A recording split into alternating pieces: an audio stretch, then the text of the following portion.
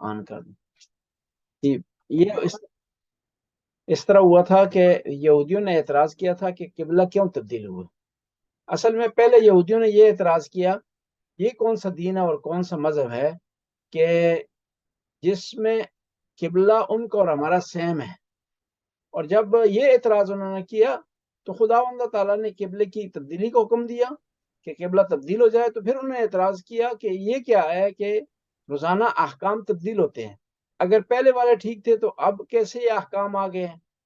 اگر جو ہے وہ پہلے والے غلط تھے، جن لوگوں نے اس قبلے کی طرف نماز پڑھی اور دنیا سے چل بسے ہیں، ان کا معاملہ کیا ہوگا؟ خداوند تعالیٰ ارشاد فرماتا ہے کہ ہم آیات کو تبدیل کرتے ہیں، اپنے احکام کو تبدیل کرتے ہیں، اور یہ تبدیلی کی ایک وجہ ہوتی ہے۔ وجہ اس کی یہ ہوتی ہے کہ اس سے بہتر احکام لے آتے ہیں یا اس جیسے لے آتے ہیں۔ اور یہ بھی تم جان لو کہ اللہ احکام کو تبدیل کرنے پر قادر ہے، وہ عاجز نہیں ہے، قاصر نہیں ہے کہ وہ کسی حکم کو تبدیل نہ کر سکے۔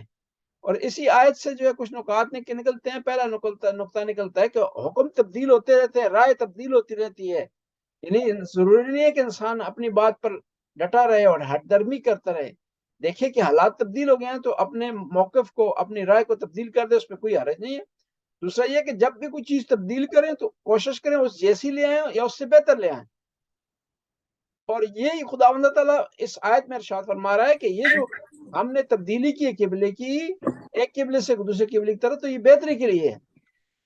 اور خدا ہر چیز پر قادر ہے، چاہے وہ کسی حکم کو تبدیل کرتا ہے، منسوخ کرتا ہے، اور کسی حکم کو ناسخ بناتا ہے، تو یہ اس کے اختیار میں ہے۔ جب اس کے اختیار میں ہے، وہ کر سکتا ہے، تو کسی کو حق نہیں پہنچتا اعتراض کریں۔ علم تعلم ان اللہ لہو ملک السماوات والارض، کیا تم نہیں جانتے کہ اللہ کے لیے زمین و آسمان ہے، اللہ مالک ہے زمین و آسمان کو، وما لکم من دون اللہ من ولی ولا نصیر، اور یہ بھی جان دو کہ تمہارے لیے اللہ کے علاوہ کوئی ناصر و مددگار نہیں ہے۔ یعنی اس آیت سے پتہ چلتا ہے کہ دنیا میں جو انسان پر حکم کرنے کا حق حاصل ہے صرف خداوند تعالیٰ، اور اس کے لیے جو احکام ہیں، جو رولز ہیں، ریگلز ہیں، وہ جو خدا ہی بنا سکتا ہے، کوئی اور نہیں بنا سکتا۔ اور اسی آیت سے پتہ چلتا ہے کہ وہ لوگ جو کہ بہانہ کر رہے ہیں، کبھی اس حکم پر بہانہ کرتے ہیں، کبھی اس حکم پر بہانہ کرتے ہیں، ان کو آپ راضی نہیں کر سکتے۔ یعنی خداوند تعالیٰ ایک دفعہ یہودیوں کو جواب دے رہا ہے، ایک دفعہ مسلمانوں کو حوصلہ بڑھا رہا ہے، ایک دفعہ نبی کریم کی ذات مبارک کو حوصلہ دے رہا ہے کہ نبی پریشان نہ ہو۔ یہ جو اعتراض کر رہے ہیں، کہہ رہے ہیں کہ حکم کیوں تبدیل ہوا ہے، یہ چینجنگ کیوں آئی ہے، تو ایسا جو ہے وہ ممکن ہی نہیں ہے کہ آپ سب کو راضی رکھ سکیں۔ آپ نے خدا کے حکم کو بیان کر دینا ہے، خدا کو راضی رکھنا ہے، باقی دنیاوی لوگوں کو 100% راضی رکھنا اور ان کو راضی کر لینا جو ہے ممکن ہی نہیں ہے۔ ام تريدون ان تسأل رسولكم كما سئل موسى من قبل ومن يتبدل الكفر بالایمان فقد ضل سواء السبيل۔ ام تريدون ان تسأل رسولكم، اور اس آیت میں ہے کہ نبی کریم کو خطاب ہو کر خداوند تعالیٰ ارشاد فرماتا ہے کہ یہاں پر جو لوگ تم سے سوال کرتے ہیں، اور ان سے گھبرانا نہیں، پریشان نہیں ہونا، انہوں نے موسیٰ سے بھی سوال کیے تھے۔ اور جو آدمی بھی کفر کو، ایمان کو کفر میں تبدیل کر دے گا، وہ برے راستے پر ہے اور گمراہی کے راستے میں ہے۔ اور یہ جو سوال کرنا ان کا بے جا سوال کرنا، یہ کوئی نئی بات نہیں ہے کہ آپ پریشان ہو جائیں۔ اس سے پہلے گزشتہ انبیاء سے انہوں نے سوال کیے ہیں۔ سوال کیا تھے؟ یعنی وہ بعض اوقات اوٹ پٹانگ چیزیں جو ہے مانگ بیٹھتے تھے، ایسی چیزیں کی ڈیمانڈ کرتے تھے کہ جو معقول نہیں ہوتی تھی، عقل کے مطابق نہیں ہوتی تھی۔ مثال کے طور پر ایک آدمی آیا، اس نے سوال یہ کیا کہ یا رسول اللہ، آپ اللہ کے رسول ہیں، معجزہ دکھا سکتے ہیں، آپ کے پاس قدرت ہے، طاقت ہے، آپ پاور رکھتے ہیں، آپ کیا کریں، میرا جو بھائی دنیا سے چل بسا اس کو زندہ کر دکھائیں۔ یا ایک اور آدمی ہے، اس نے جس طرح علیہ السلام سے بعض لوگ سوال کرتے تھے جو تک نہیں بنتی تھی، جو معقول نہیں تھے، عقل کے خلاف ایسے سوال کرتے تھے، علیہ السلام نے کہا کہ سلونی قبل ان تفقدونی، اس سے پہلے کہ مجھے نہ پاؤ تم مجھ سے سوال کرو، بجائے اس کے کہ علم حاصل کیا جائے، بجائے اس کے کہ جو ہے وہ کوئی اچھی چیز پوچھی جائے، کوئی فائدہ مند چیز بھی پوچھی جائے۔ تو کیا سوال کیا انہوں نے کہ اے علی بتائیں ہمارے سر کے بال کتنے ہیں؟ یعنی وہ علی جس سے معرفت کا سوال کیا جائے، خدا شناسی کا سوال کیا جائے،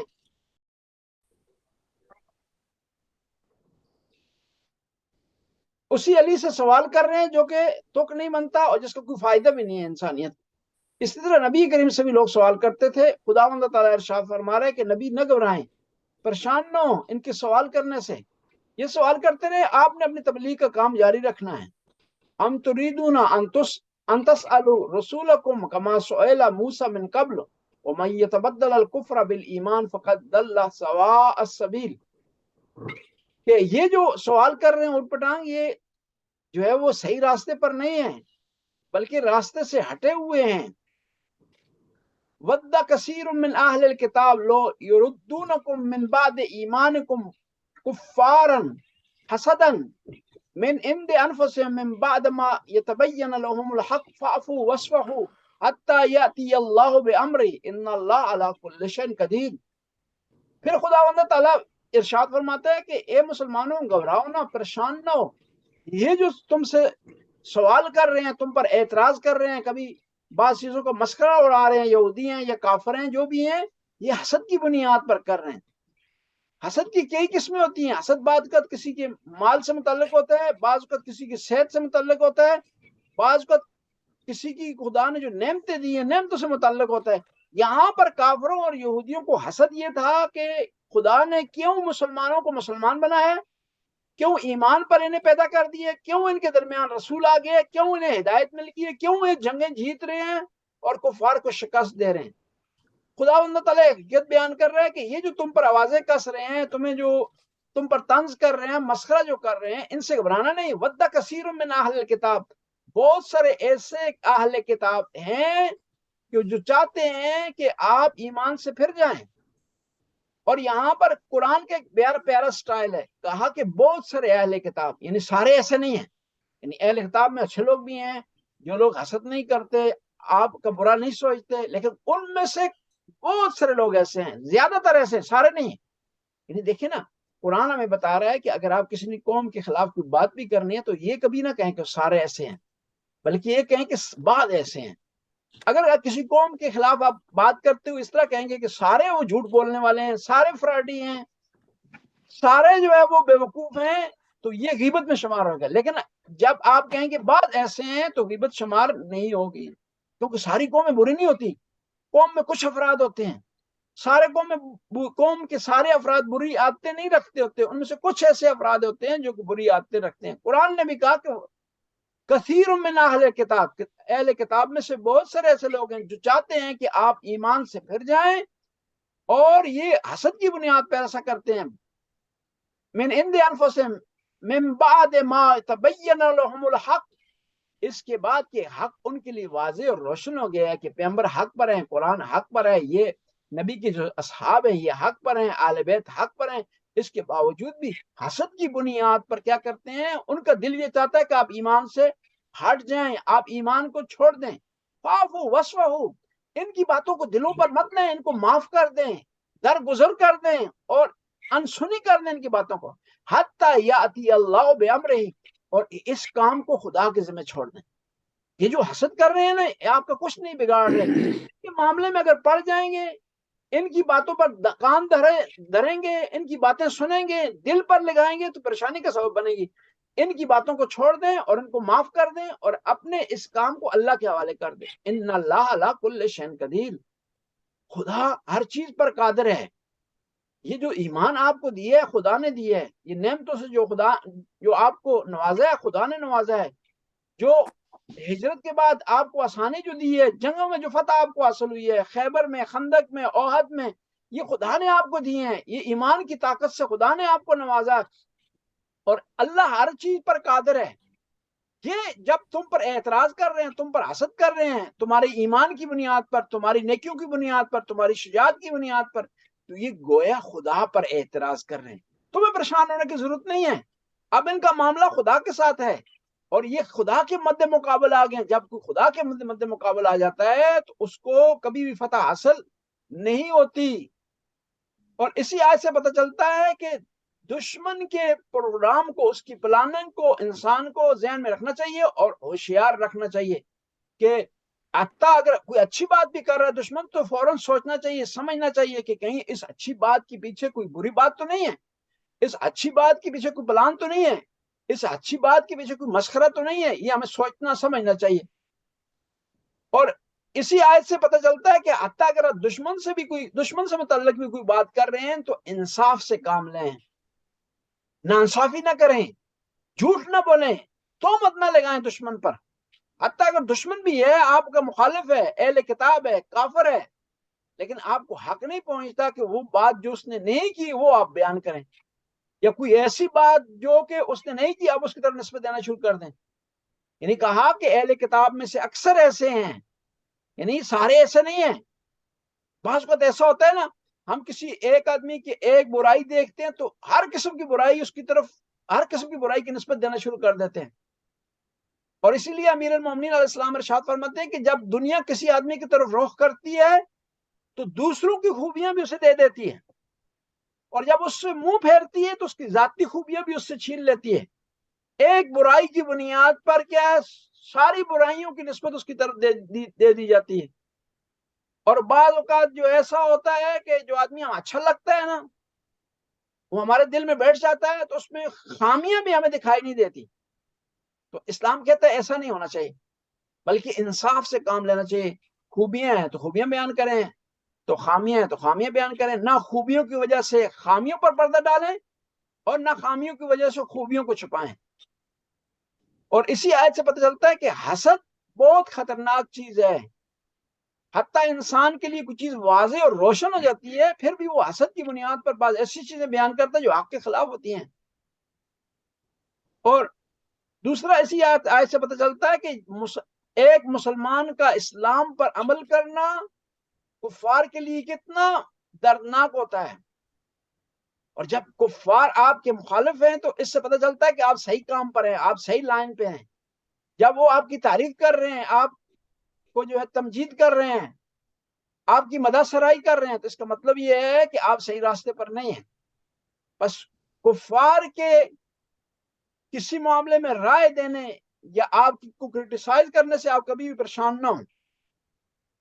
اور اسی آیت سے پتہ چلتا ہے کہ معاف کرنا سب کے لیے ہے، حتیٰ اگر کافر بھی آپ سے کوئی گستاخی کرتا ہے، آپ کے خلاف کوئی بات کرتا ہے، آپ کو کہیں تنگ کرتا ہے، آپ کے ساتھ اس کا مس بیہیویئر ہوتا ہے، تو کافر کو بھی جو ہے وہ معاف کر دینا چاہیے۔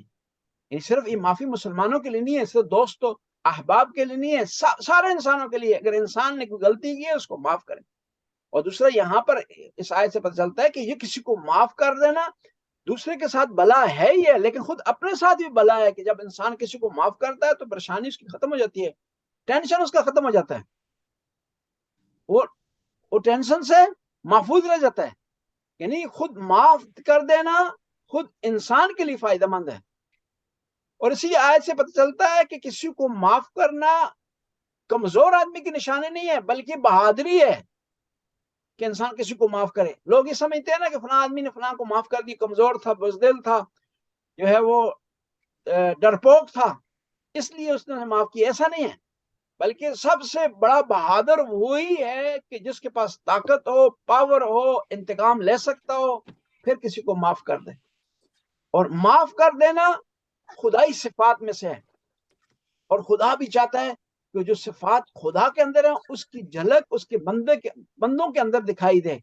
مثلا ستار العیوب ہے، وہ چاہتا ہے کہ میرے بندے بھی ستار العیوب ہوں، یعنی لوگوں کے گناہوں کو ڈھانپیں۔ اور اسی طرح اس کی صفت ہے رحمان الرحیم، مہربان، وہ چاہتا ہے کہ اس کے بندے بھی مہربان ہوں۔ اس کی صفت ہے رزاق، وہ چاہتا ہے کہ اس کے بندے بھی رزق کا وسیلہ بنے۔ بس خداوند تعالی کے اندر جو صفات پائی جاتی ہیں، اگرچہ وہ بطور اتم و اکمل صرف خدا کے اندر ہی ہیں، کسی اور کے اندر نہیں ہو سکتی، لیکن خدا چاہتا ہے کہ اس کے بندوں کے اندر صفات دکھائی دیں۔ بلکہ بعض علماء یہ کہتے ہیں کہ خود انسان کی خلقت کا مقصد یہی تھا کہ خدا اپنی جھلک دکھائے اپنے بندوں کے اندر، اپنی جو صفات ہیں، ستار العیوب، مہربان ہونا ہے، رحمان ہونا ہے، رحیم ہونا ہے، مقدس ہونا ہے، منزہ ہونا ہے، یہ ساری صفات ہیں، اس کی جھلک اس کے بندوں کے اندر دکھائی دے، تاکہ خدا کی مخلوق خدا کے بندوں کو دیکھ کر کے خدا تک پہنچے۔ وَأَقِیمُوا الصَّلَاةَ وَآتُوا الزَّکَاةَ وَمَا تُقَدِّمُوا لِأَنفُسِکُم مِّن خَیْرٍ تَجِدُوهُ عِندَ اللَّہِ إِنَّ اللَّهَ بِمَا تَعْمَلُونَ بَصِیرٌ۔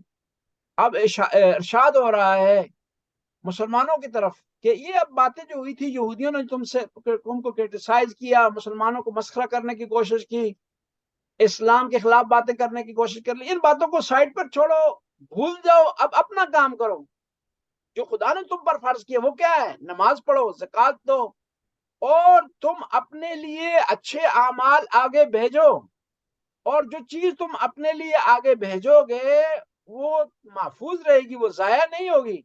ان اللہ بما تعملون بصیر، جو تم عمل کرتے ہو اللہ اس سے واقف ہے۔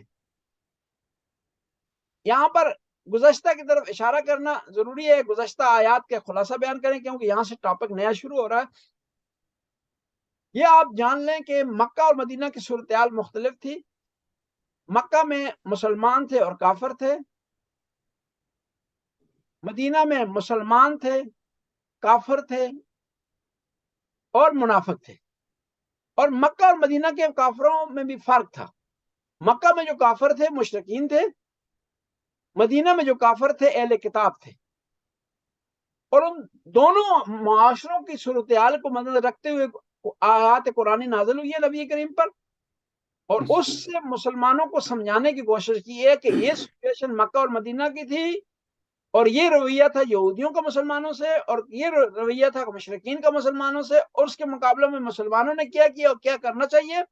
اور مسلمانوں، آج کے مسلمان کو بتایا جا رہا ہے کہ وہ صورتحال جو مکہ اور مدینہ میں تھی وہ آج بھی ہو سکتی ہے، وہ کہیں بھی واقع ہو سکتی ہے، اور آپ نے وہی بیہیویئر رکھنا ہے جو قرآن نے آپ کو بتایا، جو قرآن نے آپ کو تعلیم دی ہے۔ آپ اس سے ہٹ کر جو ہے آپ کو کوئی کام نہیں کرنا، اس کے مطابق چلیں گے، قرآنی بھی تعلیمات کے مطابق چلیں گے تو یہ کافر آپ کا کچھ نہیں بگاڑ سکتے، یہ منافق آپ کا کچھ نہیں بگاڑ سکتے۔